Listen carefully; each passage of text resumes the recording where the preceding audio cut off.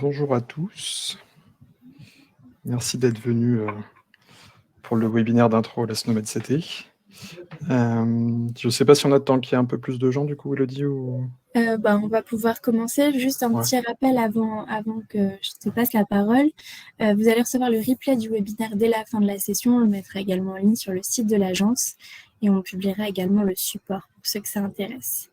Voilà, et n'hésitez pas à poser vos questions dans l'onglet questions et pas dans le chat pour qu'on ne passe pas à côté. Voilà, je te passe la main Maëlle et puis bon webinaire à tous. Parfait. Donc l'objectif d'aujourd'hui, c'est de vous présenter, de vous aider à découvrir, à comprendre ce que c'est la SNOMED-CT, de vous montrer ce qu'on peut faire avec, et, enfin, ce qu'on peut représenter avec plutôt, et dans quel cas est-ce qu'elle est recommandée en France, de vous montrer les bonnes pratiques, et on passera aussi sur le navigateur de la SNOMED-CT qui peut être un peu...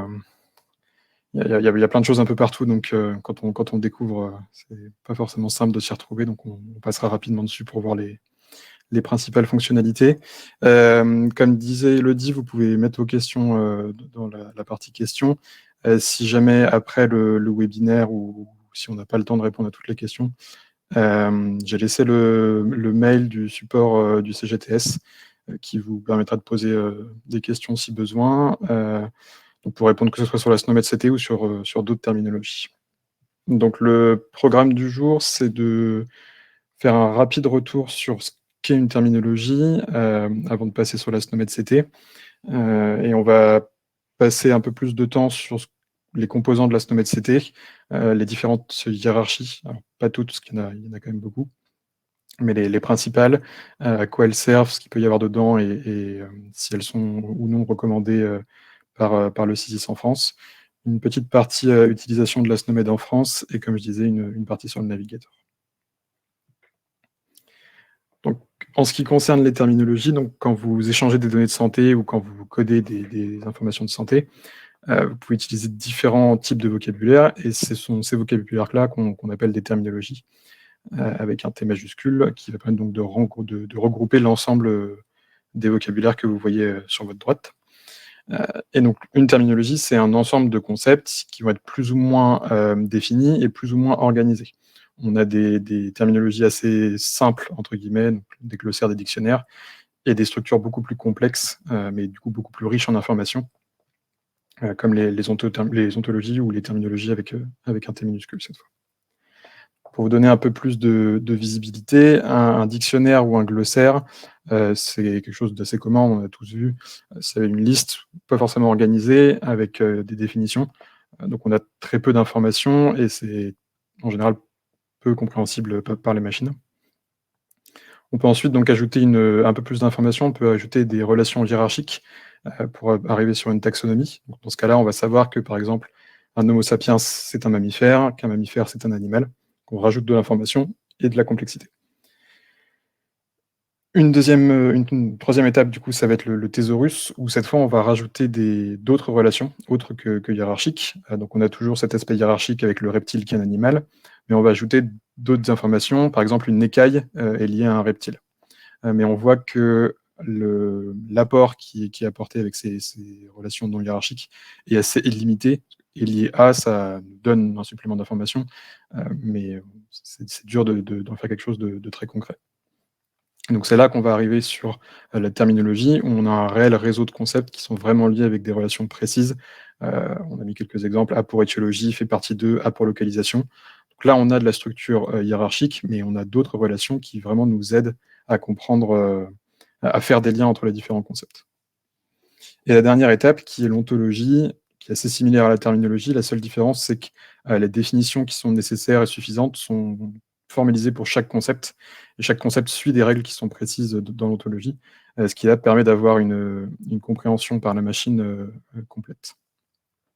Et donc on descend comme ça, et on gagne en complexité, mais on gagne aussi en quantité d'informations. Et donc au niveau de la SNOMED-CT, on se trouve plutôt sur une terminologie, puisque l'ensemble des concepts ne sont pas définis, toutes les définitions ne sont pas nécessaires et suffisantes, donc on se trouve plutôt sur la terminologie. Donc une brève introduction sur ce qu'est la SNOMED-CT. Donc c'est une terminologie médicale internationale. On peut l'utiliser pour coder des informations, faire de l'analyse de données, faire des requêtes. Un point important, c'est qu'elle est quand même soumise à licence.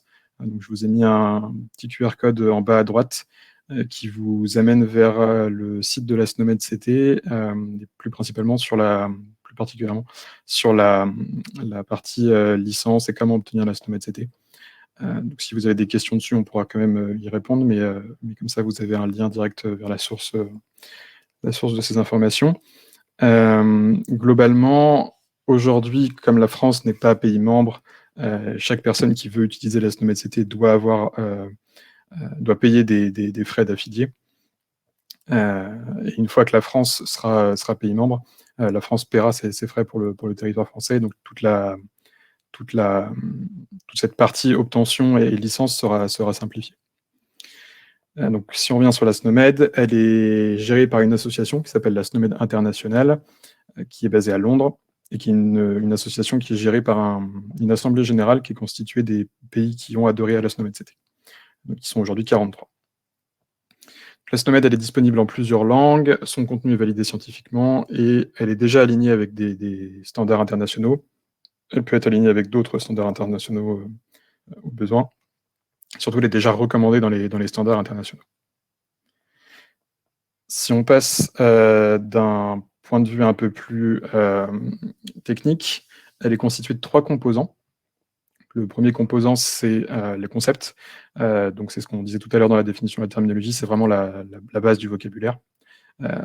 Et ensuite, on a les descriptions, qu'en France, on appelle en général plutôt le libellé, qui là va permettre de poser des mots sur ces concepts pour pouvoir les décrire et que ce soit compréhensible par l'homme. Donc, œil gauche, gauche. Et la troisième partie, donc, ça va être les relations qui vont permettre de lier différents concepts. L'œil gauche a une latéralité gauche. Et tous les concepts de la SNOMED-CT sont divisés au sein de 19 hiérarchies, comme on voit ici, alors en anglais, et qui permettent de couvrir un large éventail de besoins et qui permettent de regrouper les différents concepts dans des compartiments différents selon ce qu'ils représentent. Donc on va descendre un peu plus en détail dans ces différents composants. Donc le premier dont on parlait, ce sont les concepts. Donc ici, vous avez une capture d'écran sur un résumé d'un concept qui est le concept du Covid-19, qu'on connaît bien maintenant. Donc pour chaque concept SNOMED-CT, on a un identifiant qu'on voit ici encadré en rouge. Donc c'est un identifiant numérique unique et on le labellise par ce terme, la SCT-ID, qui signifie donc SNOMED-CT Identifier. Et donc ces identifiants, comme on le voit, ils ne sont pas interprétables par l'homme, ils n'ont pas de signification. Et un point important à retenir sur les concepts, c'est qu'ils ne sont jamais supprimés. Un concept va être inactivé, donc il ne sera... On peut pas continuer à l'utiliser, on ne va pas continuer à coder des informations de santé avec un concept inactivé. Mais par contre, il sera toujours présent, et du coup, si on a des informations, des données patients qui sont codées avec un concept SNOMED-CT, on sera capable toujours de retrouver, même s'il est inactivé, de dire cet identifiant correspond au Covid-19. Alors que dans le cas d'un concept supprimé, on ne serait pas capable de le faire. Donc les points importants, c'est qu'ils sont tous uniques, ils ont tous un identifiant non interprétable et ils ne sont jamais supprimés. Ensuite, les deuxièmes composants dont on a parlé, ce sont les descriptions. Donc là, vous avez une liste des descriptions en français du Covid-19. Il y a 2 types de descriptions. Le libellé de référence, qui est aussi appelé FSN, pour Fully Specified Name, qu'on voit ici, donc, qui est représenté par un petit F et une étoile blanche. Donc lui, c'est un terme qui est unique dans toute la SNOMED-CT. Il représente en fait le sens du concept de façon non ambiguë et indépendamment de son contexte. Donc là, pour le Covid-19, on a maladie causée par le coronavirus 2, du syndrome respiratoire aigu sévère, entre parenthèses, trouble. C'est assez long. En fait, il faut savoir que l'objectif du FSN, c'est d'être un point de référence pour le sens du concept. Donc parfois, on peut avoir un peu l'impression qu'il est en décalage par rapport aux formulations ou à la façon de parler des praticiens, des acteurs de la santé. C'est normal parce que l'objectif du FSN, ce n'est pas de coder des informations de santé, c'est simplement de donner le sens du concept. Donc il est le plus précis possible. Et donc le petit mot entre parenthèses qu'on voit ici, c'est le suffixe sémantique, qui s'appelle semantic tag en anglais, donc il se trouve toujours entre parenthèses à la fin du FSN. Et lui, il nous permet de savoir à quelle hiérarchie ou à quelle sous-hiérarchie appartient un concept. Ici, on voit que c'est un trouble, et donc la maladie Covid-19 appartient à la hiérarchie des constatations cliniques qui contient des maladies et des symptômes, qu'on verra un peu plus en détail par la suite. Comme je disais tout à l'heure, le FSN, c'est lui donc, qui est garant du sens du concept. Donc chaque concept doit avoir un FSN actif.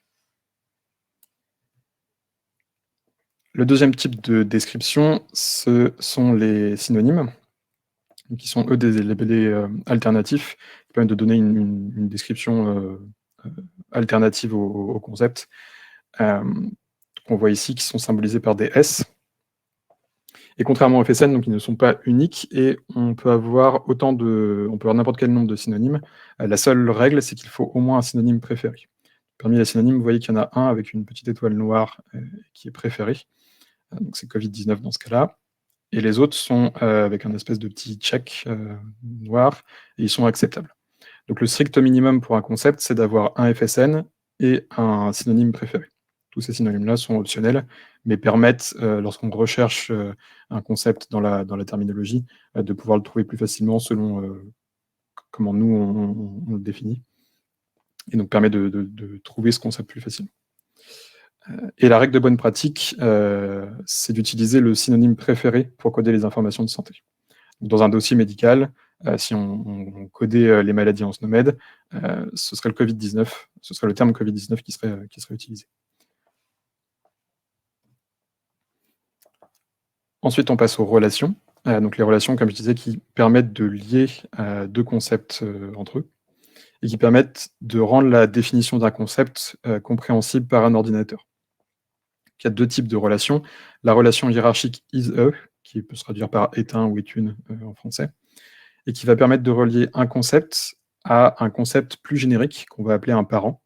Par exemple, dans le cas du Covid-19, qui est une infection à un type de coronavirus spécifique, le parent, c'est infection au coronavirus. Il y a plein d'infections au coronavirus, et la Covid-19 en est une parmi d'autres.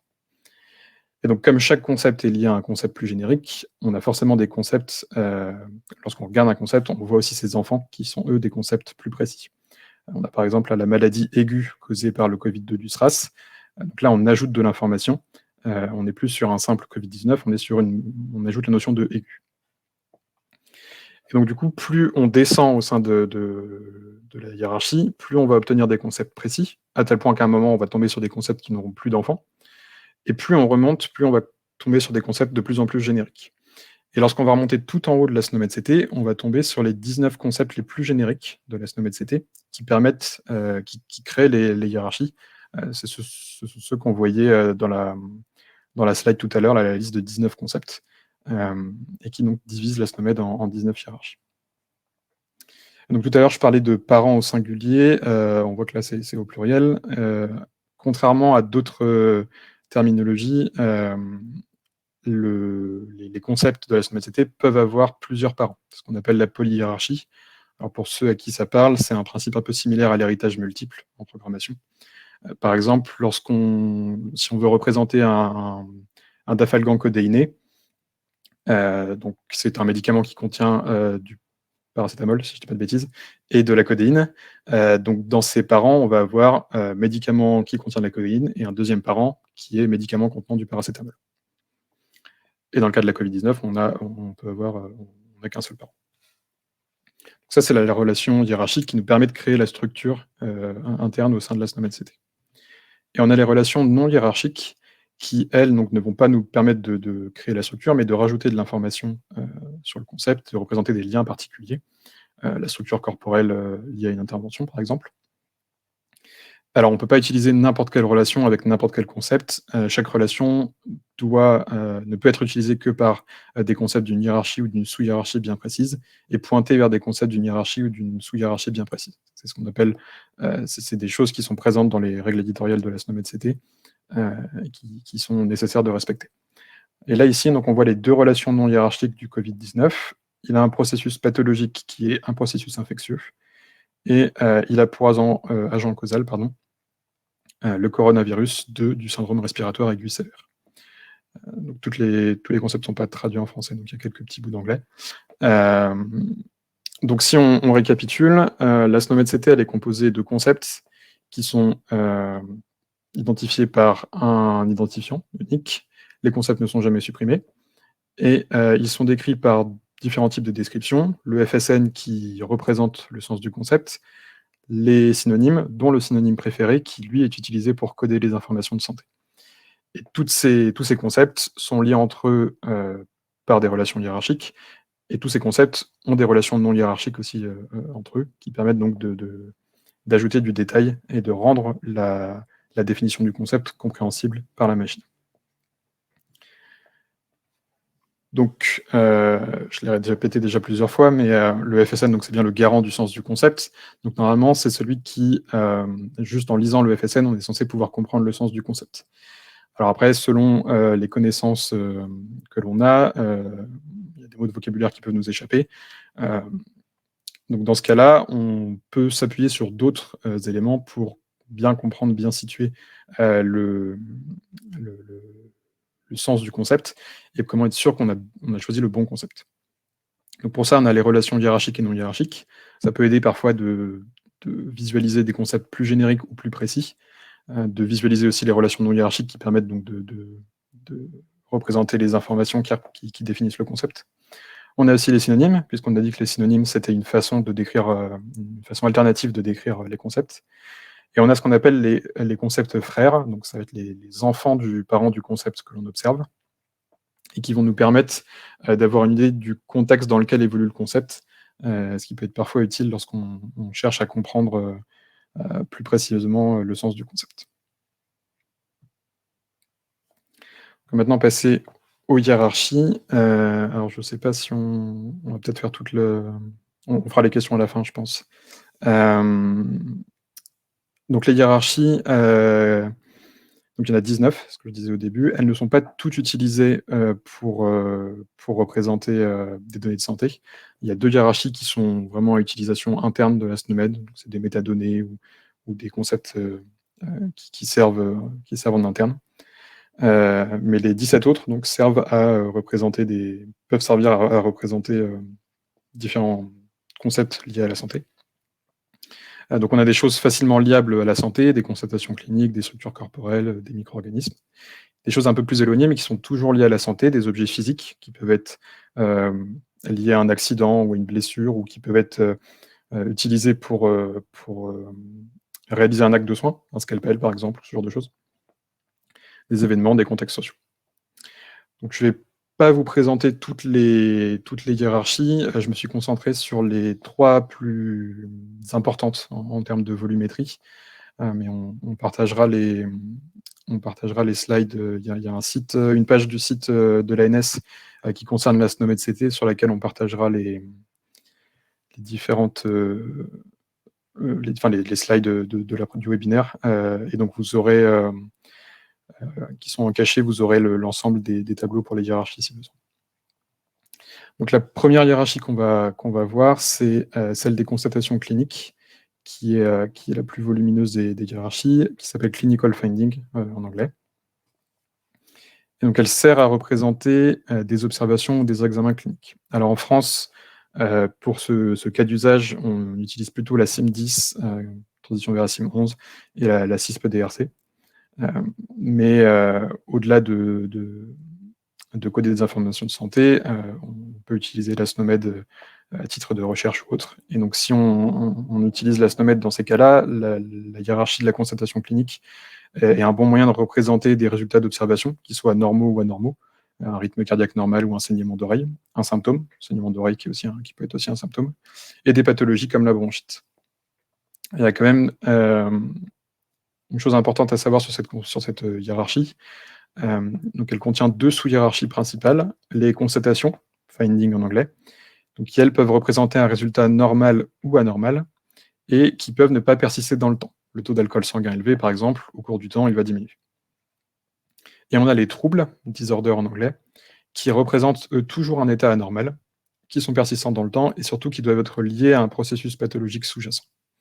Et donc, lorsqu'on cherche des concepts dans cette hiérarchie, il faut bien faire attention, parce que des fois, on peut avoir des concepts qui représentent des symptômes ou des troubles, et qui semblent assez proches. Ça peut être dur de les différencier.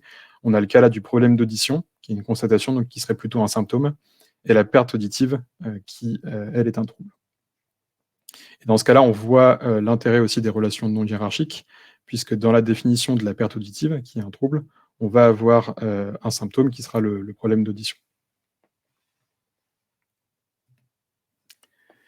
Une deuxième hiérarchie qui est celle des interventions, donc des procédures en anglais, qui permettent de représenter des actions réalisées sur un patient lors de soins. Donc en France, on utilise plutôt la CCM, la CSR, la NGAP et la NABM. On est en transition vers ITCHI, mais c'est plutôt donc cette terminologie-là qu'on utilise pour représenter les interventions. Donc ce qu'on peut représenter avec les interventions, c'est assez large. On a des actes chirurgicaux, des actes administratifs, tout ce qui est analyse de laboratoire, de l'administration de médicaments aussi, et ce qu'on appelle les régimes ou traitements. Donc c'est toutes les interventions qui vont on va avoir plusieurs actions, plusieurs activités qui vont avoir lieu au cours du temps, mais qui ont toutes pour objectif un objectif unique, thérapeutique en général.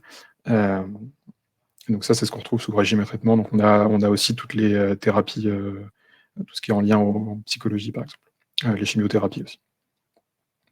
La chose importante à garder en tête sur les interventions, c'est que si on veut représenter une intervention qui est liée à un sujet autre que le sujet du dossier médical, par exemple, il y a un antécédent familial, il y a eu telle intervention chez un patient, ou telle intervention a été planifiée, telle intervention a été annulée. Dans ce cas-là, c'est pas la hiérarchie des interventions qu'on va utiliser, c'est la hiérarchie des situations avec contexte explicite. La hiérarchie des interventions, elle est vraiment utilisée pour représenter une intervention sur le patient, une intervention qui a eu lieu ou qui va avoir lieu dans un futur très proche, et pas d'intervention passée. Tous les antécédents médicaux vont aussi se retrouver dans la hiérarchie des situations avec contexte explicite. Et la dernière hiérarchie qu'on va voir aujourd'hui, c'est celle des structures corporelles, structures corporelles normales ou anormales. On a aussi des cellules et des structures cellulaires dans cette hiérarchie. Le point, alors en France, depuis la concertation, donc c'est la SNOMED-CT qui est utilisée pour représenter l'anatomie, donc c'est cette hiérarchie qui est utilisée. On peut l'utiliser donc pour représenter des structures corporelles liées à une maladie ou à une procédure, dire que dans le cas d'une bronchite, par exemple, c'est le poumon qui est impacté, ou des structures corporelles anormales liées à une pathologie. Un point à retenir, c'est qu'il faut bien faire attention à certains concepts qui peuvent sembler similaires entre la hiérarchie des constatations cliniques et celle des structures corporelles, surtout dans le cadre des structures corporelles anormales. On a par exemple l'abcès. Donc si dans le cadre d'une observation clinique, d'un examen, on identifie un abcès, dans ce cas-là, c'est plutôt le concept d'abcès des constatations cliniques qu'on va utiliser. Par contre, si on veut vraiment représenter la structure morphologique de l'abcès, là, ce sera le concept abcès dans la hiérarchie des structures corporelles qu'il faudra utiliser. Donc, il faut toujours bien garder en tête le contexte et ce qu'on veut représenter lorsqu'on cherche à utiliser des concepts de la SNOMED-CT, puisque contrairement à d'autres terminologies qui ont un scope, un domaine d'application précis, là, on a un domaine d'application assez large, donc il faut qu'on s'assure toujours de bien choisir le bon concept. Et là, encore une fois, on a l'intérêt des relations non hiérarchiques, puisque notre constatation clinique d'abcès va être liée à la structure morphologique anormale d'abcès. Alors la hiérarchie des structures corporelles est un peu spécifique. Elle suit, en tout cas les structures corporelles dites normales, suivent un modèle qui est nommé SEP, pour Structure Entire et Part.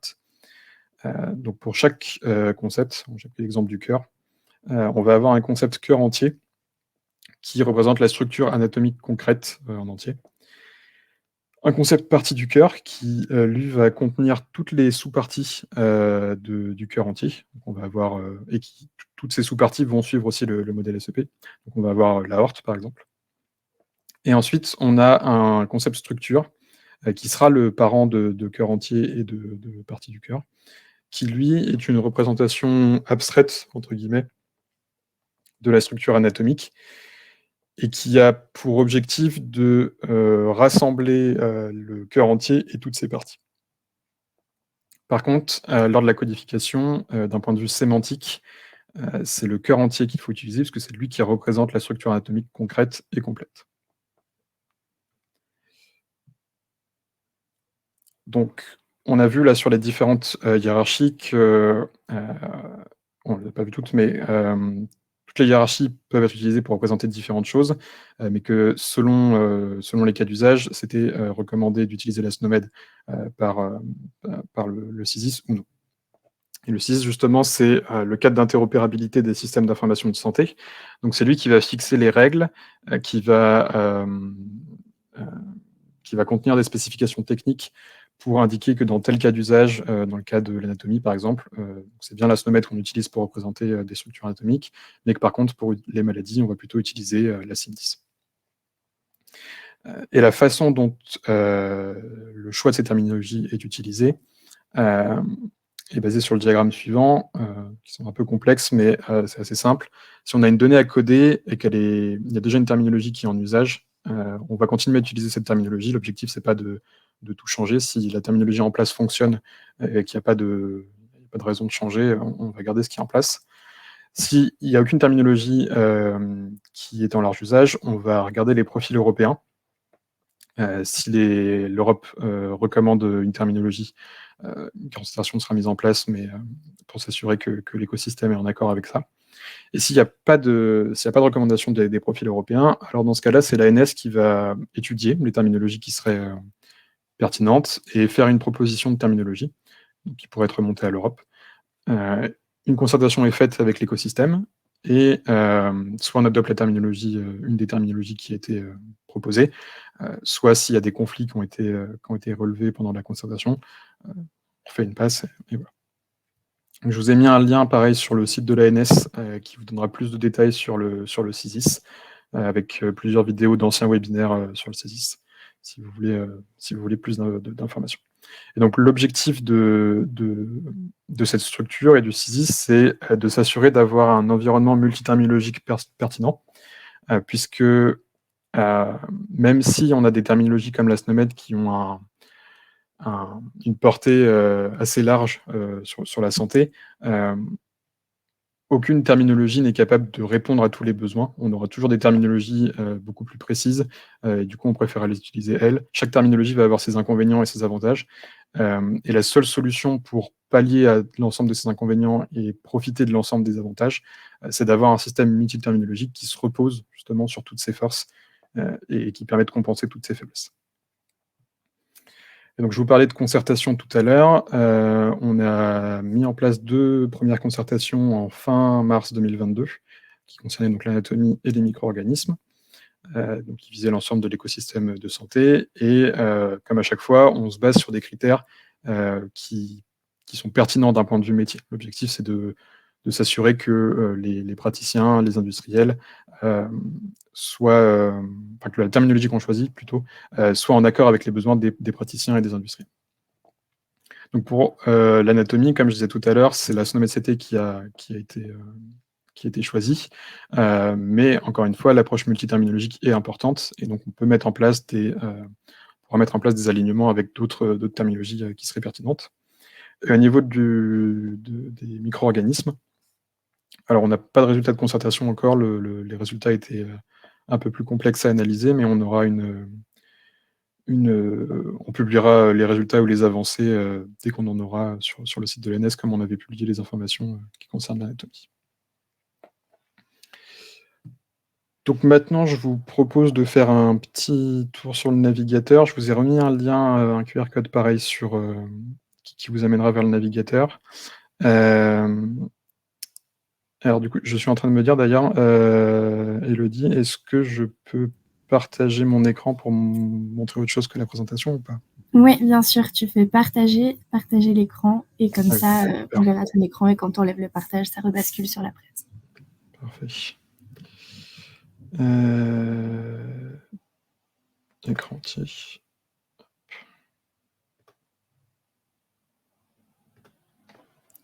Donc là, vous voyez normalement le navigateur de la SNOMED. Donc quand vous arrivez là-dessus, vous avez plusieurs éditions et des extensions locales qui sont disponibles. Alors il faut savoir que l'utilisation du navigateur, elle est donc accessible pour les affiliés, ça, il n'y a pas de souci. Pour les non-affiliés, elle est disponible tant que c'est pour naviguer dans la SNOMED-CT, pour des objectifs de recherche, etc.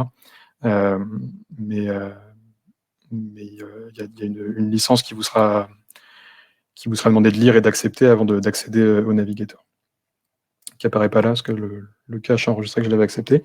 Donc là, j'ai cliqué donc, sur la version internationale de la SNOMED-CT, celle qui nous intéresse, qui se trouve juste ici. Ici, vous avez un petit onglet qui vous permet de changer la langue des menus. Alors, pas la langue des concepts, mais la langue des menus, de tous les petits onglets, menus, etc. en français. Ici, vous pouvez ensuite vous rebalader dans les différentes éditions qui existent. Vous avez les différentes versions. Donc là, en l'occurrence, de l'édition internationale, qui est publiée tous les mois maintenant. Et l'écran du navigateur donc, est divisé en deux parties. On va commencer par la partie de gauche, qui est donc la taxonomie. Donc là, vous avez, c'est la vue qu'on avait tout à l'heure, qui représentait les différentes terminologies.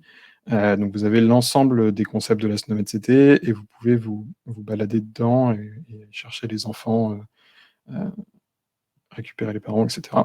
Et donc vous avez l'ensemble des concepts de la SNOMED-CT. Et quand vous allez cliquer sur un concept, il va apparaître sur la vue de droite. Et vous pouvez refermer les petits chevrons pour refermer la hiérarchie que vous avez ouverte. Vous pouvez double-cliquer sur un concept aussi, ce qui vous permet de recentrer la terminologie. Si vous êtes allé loin dans la hiérarchie et que vous ne voulez pas avoir tous les parents visibles, vous voulez juste vous concentrer sur une sous-partie, vous pouvez double-cliquer, ça va recentrer la taxonomie dessus. Ensuite, et donc là, oui, pardon. Là, vous pouvez, alors là, ça ne va pas être très utile parce qu'on est dans la version internationale, mais vous pouvez choisir d'afficher plutôt le FSN dans la langue en anglais US, ou le terme préféré, PT. Et par contre, si vous êtes dans des éditions qui contiennent d'autres langues, il pourra vous proposer d'afficher les termes préférés en espagnol, par exemple, ou en allemand, etc. Ensuite, donc, vous avez l'onglet de recherche qui vous permet donc, de chercher différents types de concepts. Il faut taper au moins 3 caractères. Par contre, tout ce qui est en termes d'ordre, où il n'y a pas besoin d'avoir l'ordre précis de ce que vous cherchez, ni d'avoir les mots complets. Si on tape Choufra, on va avoir Facture of Shoulder. Et donc là, ce que vous avez en termes de résultats, c'est à gauche toutes les descriptions qui ont matché votre recherche, qui sont rangées par ordre de taille. Et à droite, vous avez le FSN qui correspond à chaque fois, le FSN du concept correspondant. Ensuite, vous pouvez trier votre recherche. Vous pouvez dire que vous voulez seulement les concepts actifs, les concepts inactifs, actifs ou inactifs. Vous pouvez dire que vous voulez simplement rechercher les FSN ou juste les termes préférés. Là, on a des refsets de langue. Bon, là, ça ne va pas être très utile. Vous pouvez dire que votre recherche, c'est plutôt sur l'anglais britannique ou américain. Et vous avez un filtre aussi sur les suffixes sémantiques qui vous permettent de dire bah, moi, je préfère plutôt juste récupérer des interventions. Et donc, ça vous limite votre recherche. Alors, si on recherche le Covid-19,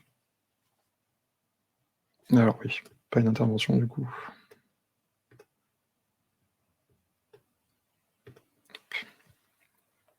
Donc là, si on passe sur la partie de droite, oui, alors pardon, j'ai oublié une petite chose. Vous avez un historique ici de vos recherches qui vous permet de retrouver ce que vous avez cherché récemment. Sur la partie de droite, donc là, c'est les détails du concept que vous avez sélectionné. Donc, vous avez un onglet résumé qui vous permet d'afficher le ou les parents du concept.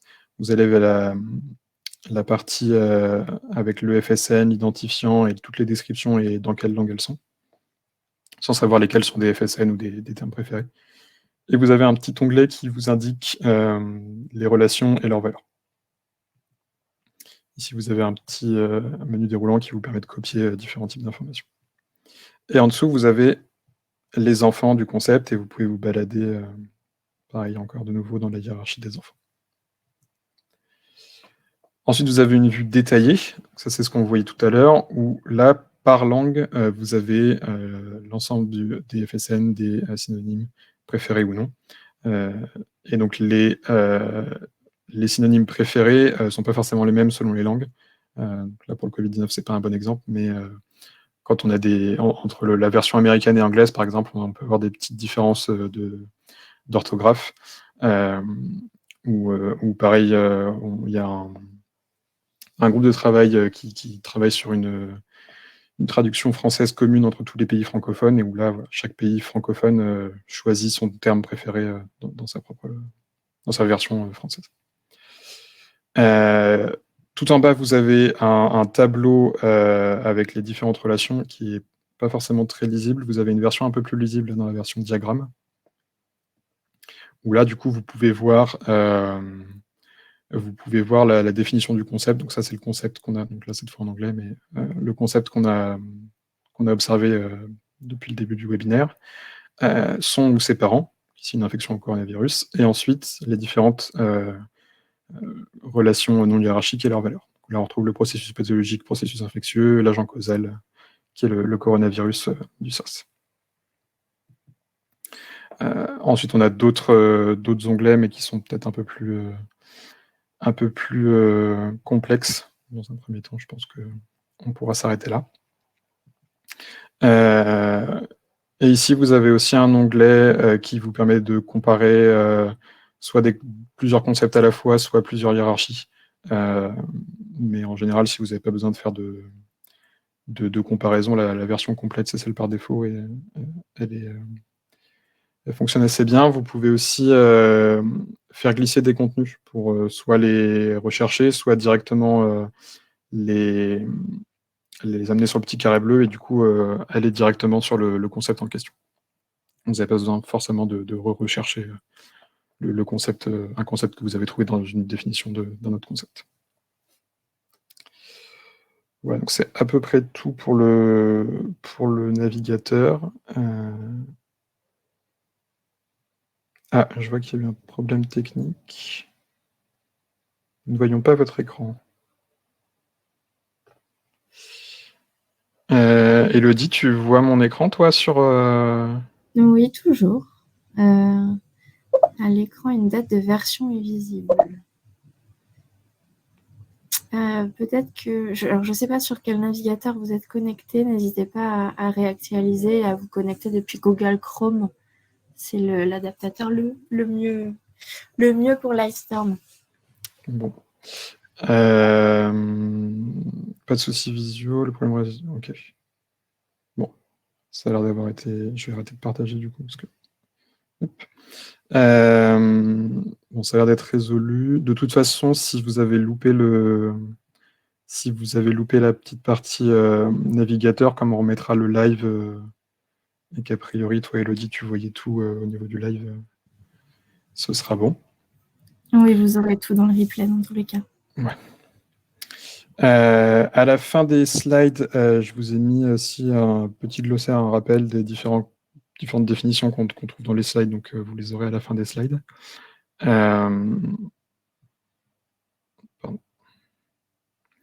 Je vous ai remis aussi, donc encore une fois, le lien de l'ANS Terminologie si jamais vous aviez des questions ou autres. Je vois qu'il y a déjà quelques questions à l'écran. Ça marche bien. Ouais. Je te propose, Oli, de repasser sur la partie questions et de... Oui, pas de souci. Alors, j'arrive, désolé, mon ordi est au ralenti. Qu'en est-il de la version française de la SNOMED-CT ? Alors la version, pour l'instant, la France est en cours d'adhésion à la SNOMED-CT, mais on n'est pas encore, on n'est pas encore officiellement membre de la SNOMED-CT. Et une fois que on sera membre, on aura autorisation de créer une version française. On avait déjà communiqué dessus lors de Santexpo cette année, où il nous faudra au moins une version avec des traductions françaises. Et après, selon les besoins, on verra ce qui sera faisable de faire ou pas dans le courant, dans la suite de l'adhésion. Autre question, est-ce que les éditeurs doivent payer une licence pour SNOMED ou est-ce uniquement les utilisateurs de notre logiciel? Alors, tant que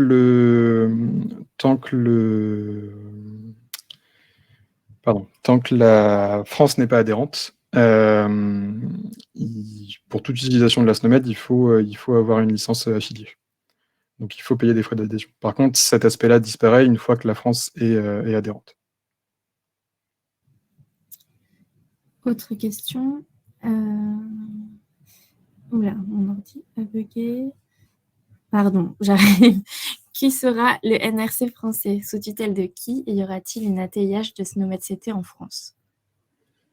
Alors, le NRC français, ce sera l'ANS, du coup. Sous la direction, l'ANS est toujours pas sous direction, mais en lien avec la DNS, cette fois. Et y aura-t-il un ATIH français? Ça, je ne suis pas sûr de pouvoir vous répondre. Ce que je vous propose alors, je ne sais pas si Thierry est dans le chat ou là, mais... Thierry est dans le chat. Si jamais tu veux intervenir, Thierry, tu peux cliquer sur « Participer » en bas de ton écran pour activer le micro et caméra. En attendant, on peut passer à une autre question si tu veux. Quand tu as partagé ton écran, il y avait une date de version de visible. À quelle fréquence est révisée la terminologie? Je vais peut-être répondre. Vas-y, Thierry. Merci. Il n'y aura pas d'ATIH. Hein, ce qui fait le lien dans les différents pays adhérents, ce sont les NRC. Donc, il y a un NRC par pays adhérent. Et donc, pour la France, ça sera l'ANS. Et donc, vous pouvez nous écrire sur l'adresse ans-terminologie@isanté.gouv.fr. On est à votre disposition. Merci. Et donc, c'est un sujet qui intéresse puisqu'on nous redemande quand est-ce que la France sera adhérente.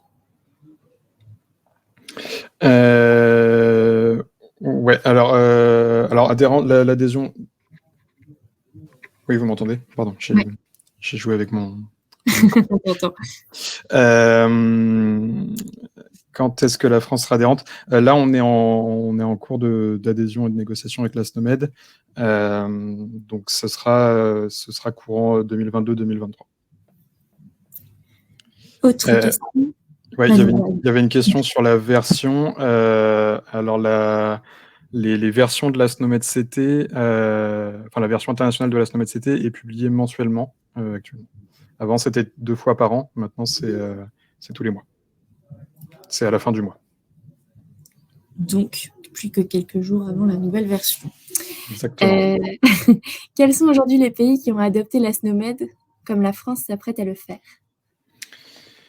Alors en Europe, on a l'Allemagne entre autres, on a les États-Unis, le Royaume-Uni qui fait plus partie de l'Europe maintenant, mais on a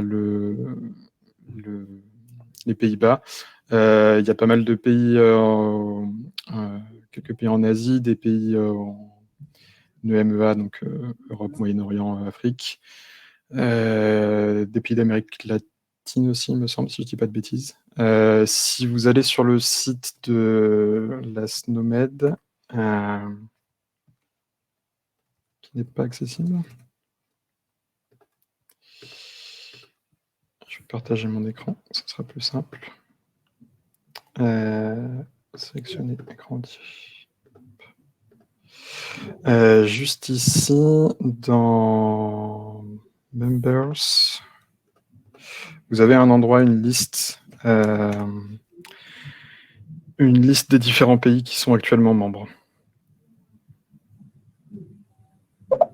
Si ma Wi-Fi veut bien coopérer. Oui. Ça me rassure, tu n'es pas la seule. Donc voilà, là vous avez en bleu foncé les pays qui sont membres et en bleu clair les pays qui ne sont pas encore membres mais dans lesquels il y a des affiliés qui sont référencés. Donc on voit que la France est en bleu clair encore. Donc là on a toute la partie de l'Europe où on a du bleu foncé.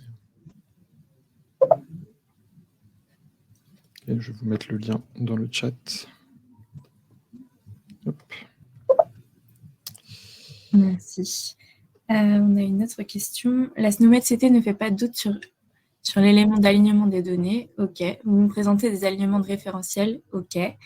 Bactério et ANAT, mais faut-il attendre une SNOMED-CT française très complète pour faire de la vraie sémantique et à quelle date? Alors, de toute façon, pour l'instant, la vraie sémantique, elle sera drivée par le CISIS, et pour l'instant, les besoins, les cas d'usage de la SNOMED-CT qui sont référencés par le CISIS, c'est surtout l'anatomie, avec des jeux de valeurs qui seront mis en place. Du point de vue micro-organisme, là, comme je disais tout à l'heure, on n'est pas encore arrivé sur une décision. Mais il faut savoir que les alignements, on ne part pas de zéro. Il y a déjà des alignements qui sont en place avec la SNOMED-CT et qui seront accessibles. Je ne sais pas si ça répond entièrement à la question. On peut peut-être rajouter aussi que si vous avez des besoins, des informations, remontez-les nous pour qu'on puisse derrière agir et prioriser aussi un peu les traductions. C'est important d'avoir des remontées de terrain. C'est le but du NRC, de faire la relation entre SNOMED International et les utilisateurs. Donc toujours sur l'adresse qui vous est affichée. Merci Thierry. Alors, je vois une question de Marie-Sonia qui est dans le chat, pas dans la question. Est-ce que les libellés PTFSN des concepts peuvent changer d'une version à une autre, ou si besoin, un nouveau concept vient remplacer l'ancien? Alors le FSN, vu qu'il est garant du sens du concept, à partir du moment où il est changé, alors sauf si c'est une erreur d'orthographe ou une ponctuation qui ne va pas changer le sens, mais s'il est vraiment changé et que ça impacte le sens, dans ce cas-là, en fait, on inactive le concept et on en crée un nouveau. Par contre, le PT, lui, il peut être changé. Après, s'il est changé, ce sera plus pour des raisons parce que le précédent était obsolète, par exemple, ou ce genre de choses. Mais de toute façon, vous avez toujours l'identifiant en fait, qui fait référence et qui vous permet de savoir que vous parlez de la même chose. C'est l'identifiant qui va vous permettre d'être sûr que vous parlez du concept en question. Autre question, est-ce qu'il existe un alignement entre la SNOMED-CT et SIM 11?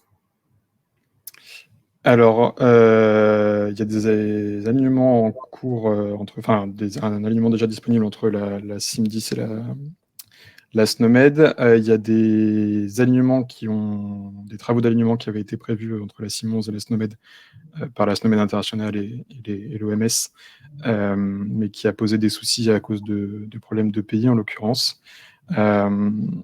Des informations qu'on a, la SNOMED internationale et l'OMS sont au courant que ce serait mieux d'avoir un alignement et une passerelle entre ces deux terminaux. Et donc, il y a des travaux qui sont toujours en cours, mais pour l'instant, on n'a pas plus d'informations précises là-dessus. Est-ce que la SNOMED ou autre devra être utilisée dans le cadre de la vague 2 du Ségur? Alors, dans le cadre de la vague 2 du Ségur, on a justement la partie anatomie qui sera en jeu, puisqu'on a un jeu de valeurs de vaccination, enfin de site d'administration, qui contiendra de l'anatomie. Donc, on aura bien un jeu de valeurs en place avec de la SNOMED. Quid des liens entre la SNOMED-CT et les informations contenues dans le RCP des médicaments? Alors, je veux bien plus d'infos. Alors, je suis désolé, moi j'ai un background d'informatique et de microbio. Je veux bien plus d'infos sur le RCP des médicaments, ou si toi tu sais ce que c'est, enfin j'imagine que tu sais ce que c'est, toi Thierry. Non, je veux bien plus d'infos, enfin au moins l'acronyme pour pas faire d'erreur. La monographie.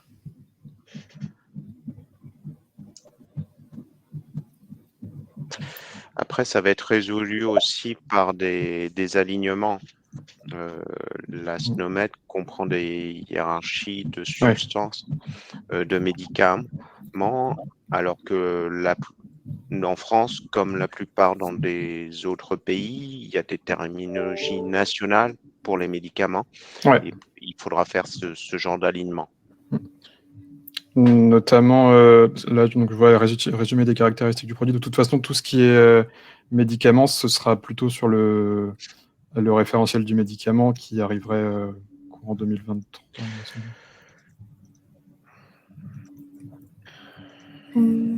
Alors, on a une autre question. Est-ce qu'il existe une version Web Service API pour la SIM10 et comme 11 mise à disposition par l'ANS? SIM10, SIM11, j'imagine. Alors, sur le SMT, il y a une SIM10, si je ne dis pas de soucis. Ouais, voilà, il y a Tayeb qui fait partie du SMT qui vous a mis un lien vers les documentations API du SMT. Merci Taïeb. On a fait le tour des questions pour l'instant. N'hésitez pas si vous en avez d'autres. C'est le moment. Mais en même temps, elles arrivent avec un délai de connexion chez moi. Donc, vous les voyez peut-être avant moi. Attends, je peux peut-être regarder si j'en ai... Est-ce qu'il y a une version... Non. Pour l'instant, c'est bon. Je pense que j'ai tout reçu. Ouais. Mais n'hésitez pas si vous avez d'autres questions ou si vous souhaitez des précisions sur des points qui ont été abordés tout à l'heure.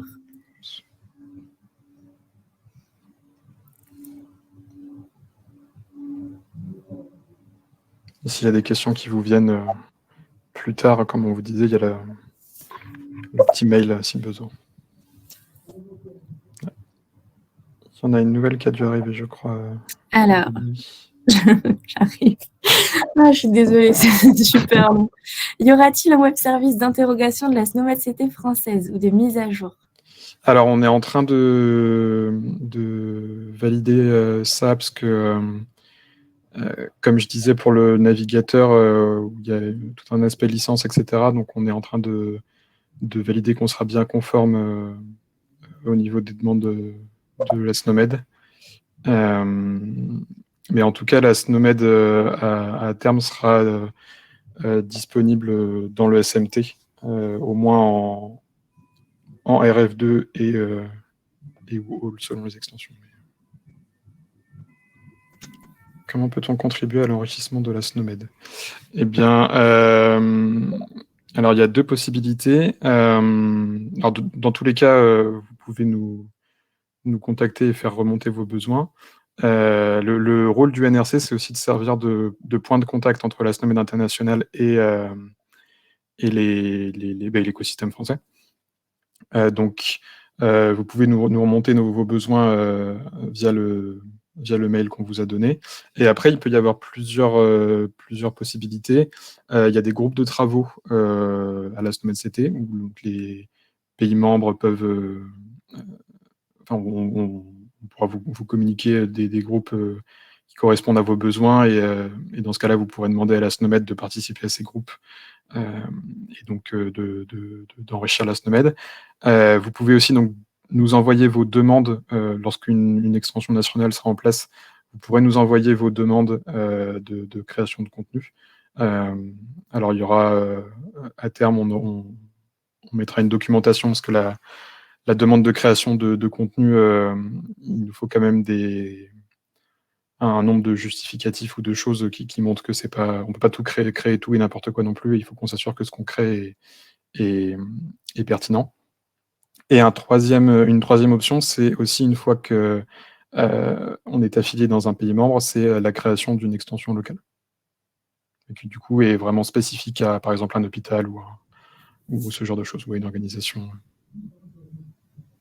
et qui du coup serait dépendante de soit la version nationale, soit internationale selon les besoins. Mais... Voilà, j'espère que ça répond à la question. Autre question, concernant la question sur le Ségur Bac 2, vous avez dit que la SNOMED-CT interviendrait dans le jeu de valeur anatomie. Pouvez-vous préciser dans quel couloir?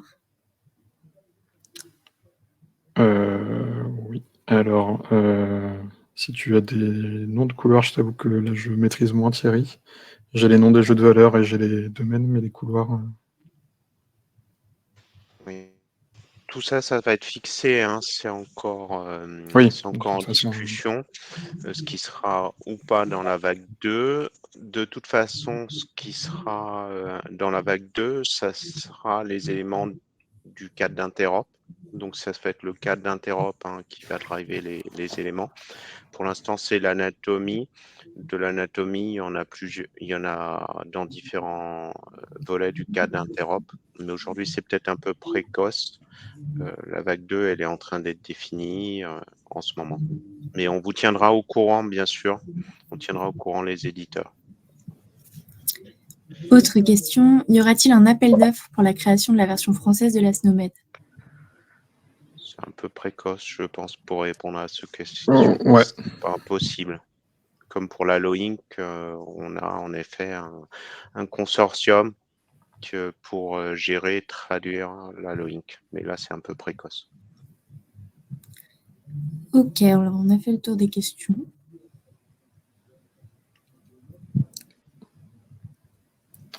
Hôpital, LGC, radiologie. On vous tiendra informé quand Ah oui, d'accord, oui. les réflexions auront avancé. Ouais.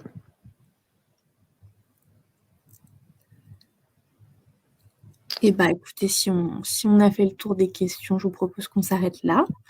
N'hésitez pas à utiliser l'adresse mail si jamais une question vous vient après coup, en cours d'après-midi ou sous la douche ou quand on réfléchit à des choses improbables. N'hésitez pas à consulter, à solliciter l'équipe, ils sont à votre dispo. Vous allez être dirigé vers un petit questionnaire de satisfaction du webinaire. N'hésitez pas à répondre, ça prend vraiment 3 secondes et nous, ça nous est hyper utile. Et vous allez recevoir le replay par mail juste après. On s'occupera de le publier aussi sur le site de l'ANS et de mettre en ligne le support. Voilà, merci beaucoup Maëlle, merci Thierry pour... merci à tous. Merci à tous. Bon après-midi. Bon après-midi et puis ouais, n'hésitez pas si vous avez d'autres questions par mail. Au revoir. Au revoir.